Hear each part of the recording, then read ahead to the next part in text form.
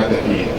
أرحب بالسادة الضيوف الذين حضروا وشرفوا بلدنا المضيافة المرحبة بضيوفها دائما، كنرحب بأهالي مدينة أبو تيج وقرية الزراوي والفليو وأبو خرص والمسعود وباقور وكل من حضر وجميع قرى مركز ومدينة أبو تيج. فباسم النخيلة نرحب بهم جميعا، فأهلا وسهلا بكم ومرحبا. نرحب بأهل قريتنا المضيافة التي دائما في كل المواقف تقف وتقول كلمتها، كلمة الرجل الحر. وعندما أقول النخيلة أذكر تاريخ النخيلة، فتاريخها لها باع واسع في السياسة ولها باع واسع في الاقتصاد.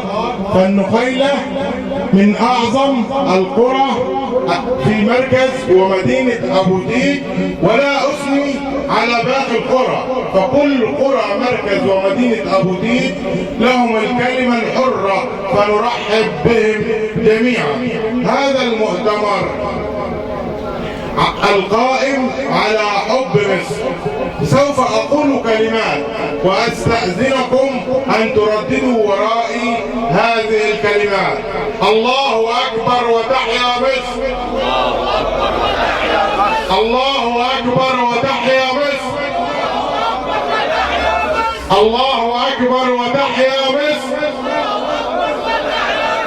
تحيا مصر شعبا وجيشا.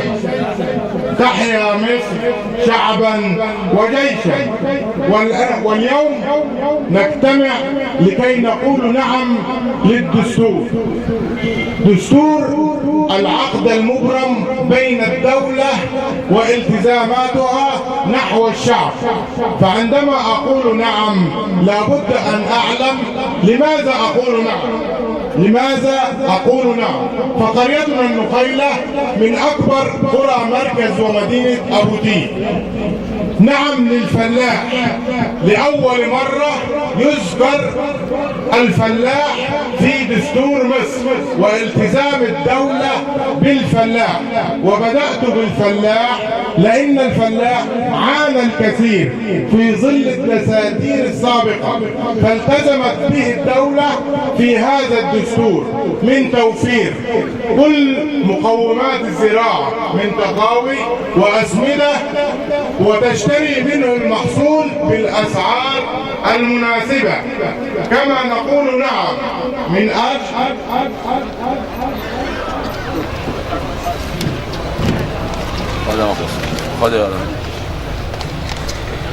من أجل استقرار البلاد واستقرار المعلم ورجوع للمعلم مكانته السامية وهو صاحب الرسالة، لكي عندما يؤمن المعلم مستقبله يفرز لنا أجيالا نتحدى بها العالم. فهذا هو المعلم، ابن مصر المحب لمصر. فعندما أحب مصر وقال نعم للدستور أعطى كل ما عنده للتلاميذ والطلاب. وهذا الدستور كفل مجانية التعليم من المرحلة الابتدائية وحتى المرحلة الجامعية. وبالنسبة لأصحاب المعاشات برضو الدستور كفل أصحاب المعاشات، وفر لهم المعيشة الكريمة ووفر لهم تأمين صحي على نفقة الدولة. وعن الصحة تكفلت الدولة بوضع تأمين صحي لكل فئات المجتمع وأطيافه، وهذا لم يحدث في دساتير مضت. ونقول نعم للدستور لكي نحقق مطالب ثورتنا المجيدة وننتقل من حالة عدم الاستقرار إلى حالة البناء ودفع عجلة الإنتاج وتحقيق الأمن الذي طال غيابه عنا. عندما أقول نعم للدستور أقول نعم لمصر، لعودة مصر لأبنائها، لعودة مصر لكي تحتضن كل أطياف الشعب المصري من مسلمين وأقباط وأطفال ونساء، لا فرق بين أحد في هذا الدستور العظيم. كما نقول نعم من أجل مستقبل باهر وجمع شمل الشعب المصري بجميع أطيافه، مسلمين وأقباط، تحت راية مصر الخفاقة وعلمها.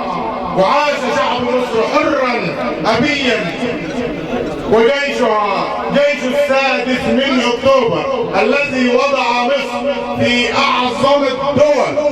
وأقول جيش مصر وحرب 6 أكتوبر التي أعادت إلى مصر كرامتها بين دول العالم، وليست بين الوطن العربي فقط، ولكن كل بلاد العالم تحترم مصر وجيش مصر وبحبكم أنتم لمصر. ونحن إن شاء الله سوف نقول نعم للدستور، وأختتم قولي كما بدأت حتى لا أطيل عليكم بالله أكبر وتحيا مصر.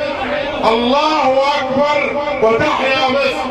حمى الله مصر من كل شر، والسلام عليكم ورحمة الله وبركاته.